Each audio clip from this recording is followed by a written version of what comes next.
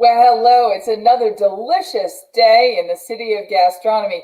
Hi, everybody. I'm Jennifer English, and I am thrilled to welcome you to the conversations with the leading tastemakers and the most interesting restaurateurs in Tucson in an effort to keep Tucson cooking. Joining us now today from Prep and Pastry is the founding partner of Prep and Pastry and the Prep and Pastry world, which is so many places we can't wait to tell you about.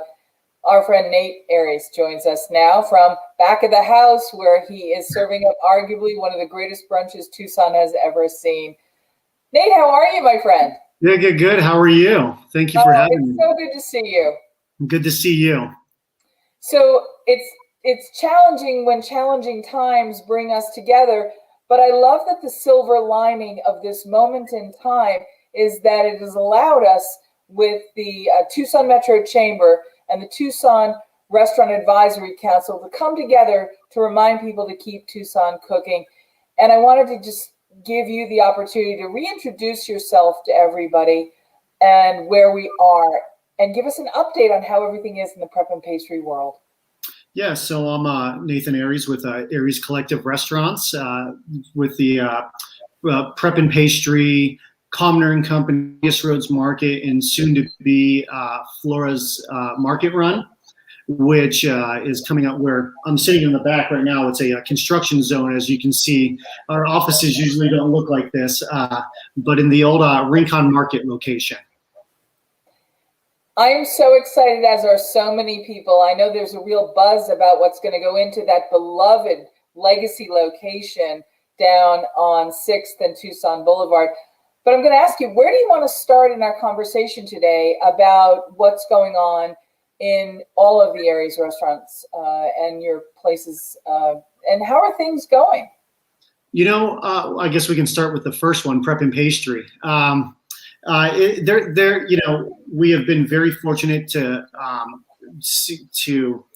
stay ahead of the curve. I think we put our heads together really early on, and got very creative with how we were going to stay in front of guests, and kind of how we could connect with everyone without being able to connect with them inside the face-to-face in the restaurants. And for the most part, knock on wood, we've been doing good. What I tell everyone right now is, the point of right now is not to make money. It's really just to, just float along. We're like a duck, we're nice and calm on top of the water, but underneath we're flapping our feet. We're just going to keep doing that until we can get through this. And I'm very hopeful that next season will be very, very, I think it's going to be one of the best seasons Tucson's ever seen. Talk to me a little bit about how you think food connects people and how restaurants are such a vital part of our culture here in Tucson, in particular, the city of gastronomy. There's one thing that I always say, that you cannot replace that moment of going somewhere and forgetting about what's going on out in that crazy world. You can go online all day long and see who's yelling at who tweeted what. And really, you can't replace that. And the hospitality is a big word made up of small little actions. And when you are doing those small little actions, it's just going above and beyond making someone's day. It's just so important, and really it's so important in so many different ways, and you just can't replace that feeling. And it's so important to get that back, because for my wife and I, when we want to get out, we want to go somewhere and just forget about all the craziness of the businesses and that. And where can you do that? You can go to your local restaurant and kind of just chat with the owners, chat with the bartenders, and asking you how everything's. It's just so much fun. You can't mimic that anywhere else. Right. Talk a little bit for us, please, about the Tucson Metro Chamber and how they've helped the Tucson restaurant industry. during this really difficult time? Yeah, first and foremost, getting the word out there that you can see it's safe to go out to eat. It's safe to order food to go if you're not feeling comfortable going into a location. Getting in front of guest faces and kind of just being an advocate for restaurants. Saying they're still here. They're go support them. This is who's out there. They've been that's just one little example. Another example is they're a great tool to kind of if you're kind of lost with most restaurant groups are not the size of say like the El Charro family or my group, and they're small mom pops, and where do you go to get the PPP loan? They got so much information to help the restaurant family out. They've been a great help. Let's talk about the Tucson Restaurant Advisory Council and how important their work is. We're up, we're running, it's launched. Keep Tucson Cooking is a really powerful message, and I want your take on it. I want you to have a chance to tell people why you think it's so important and why you're behind it. Just behind it for obvious reasons. Anything that I can throw my 2 cents in, as you know me, I love to throw my 2 cents anywhere I can, and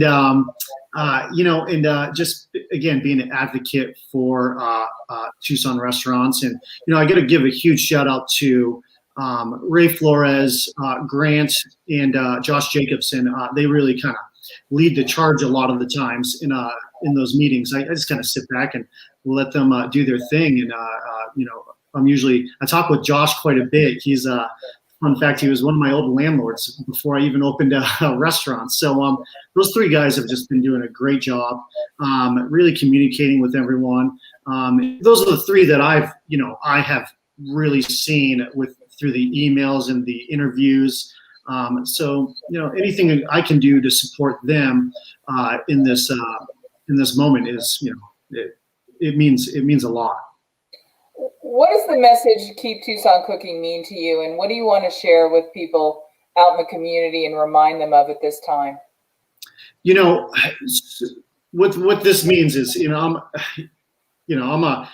other than the hospitality side, I'm a huge nerd when it comes to flow restaurant numbers and things like that. If you met me in one of my restaurants, you know that I'm pretty crazy when it comes to like how things look and how things are placed and blah blah blah. The food thing is my partner, but when it comes to numbers, just breaking down like a small. Let's just talk if it was a small mom pop restaurant. The average small mom pop restaurant is only netting anywhere from maybe 2% to 6% max. They're not sitting there pulling 10% nets, 12% nets like the Sam Fox Group. And during these times when they can only do 50% occupancy, they were only netting that small number.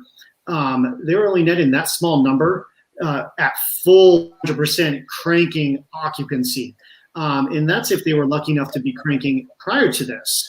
And so if you actually think about this, let's say that small little mom and pop restaurant is only netting 4%. That means 96 cents of every single dollar is put back into the community that restaurant is going and putting the money back into the community, meaning with farmers, with distributors, with paper goods. It's just the list goes on and on.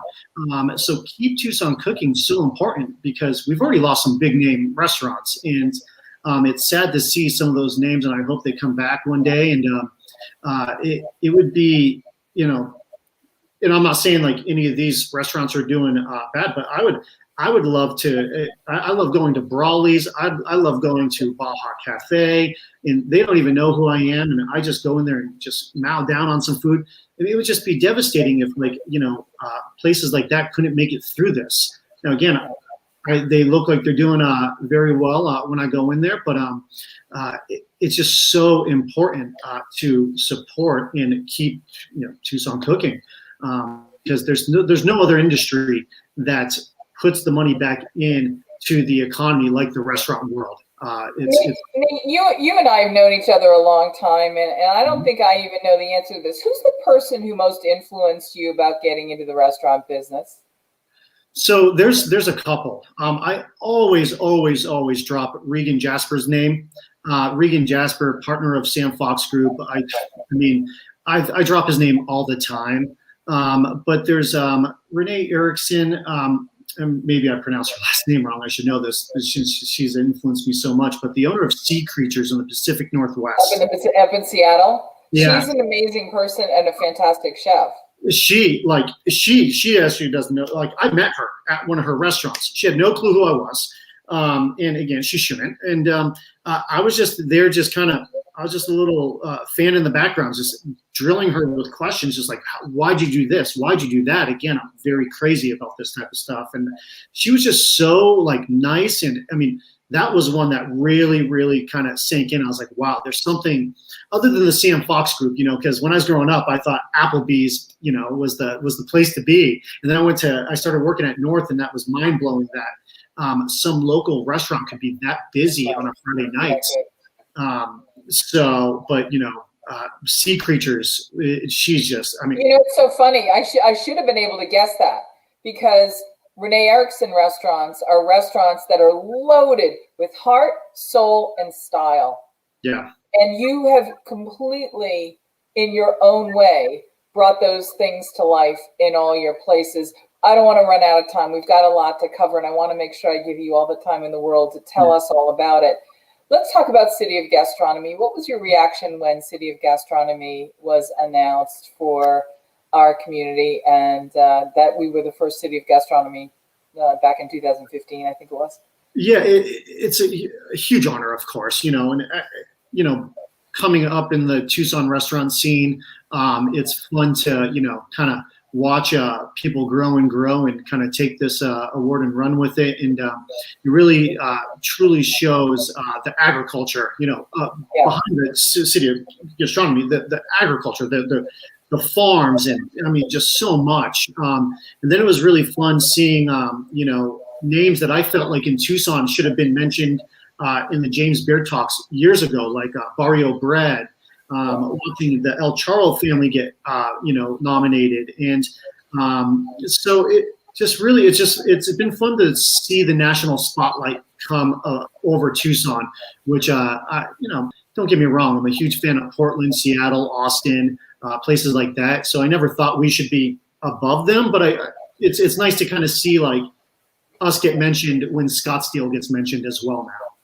All right, so you and I know that one of the great benefits, I mean, there's so many to the Tucson Metro Chamber, is having friends in the business. Yes. And so as our friend in the Aries restaurant and prep and pastry world, I want to ask you, you got to hook me up. What is the most delicious thing you guys are making right now? And what's the dish from your restaurant that you eat the most often? I eat the sambal braised beef at our Commoner and Company, our little local it's like our local neighborhood, like swanky little dinner spot. Sambal braised beef. It is so good over cheesy corn grits, like kind of like a polenta mix, and with winter greens. It is so good. Winter jus. It comes back every single winter. And it's a staple, and I eat it probably about 3 times a week. I love that. Yeah. You and I are long overdue for a meal together. So where we can hook up is at one of your places. Will you give us the rundown on what's open and what the hours are right now? Because things have been changing so much in so many ways for so many people. And Keep Tucson Cooking is going to rely on us all going out, and whether we're dining in or taking out, we'll still be supporting. So tell us how we can support your entire family of restaurants. So Prep and Pastries are open 8 to 2 o'clock right now. We're going to be going back to 7 to 3, our normal times in May. August Roads, we're supplying bread to a bunch of our friends in the restaurant world. We're supplying North, Parish, our restaurants. So we're going to do little pop-up, locations where you can buy loaves of bread. We also going to be can buy it in our new grocery store, Flores Market. And I have to interject there saying those English muffins you're making at August Roads are so sensational.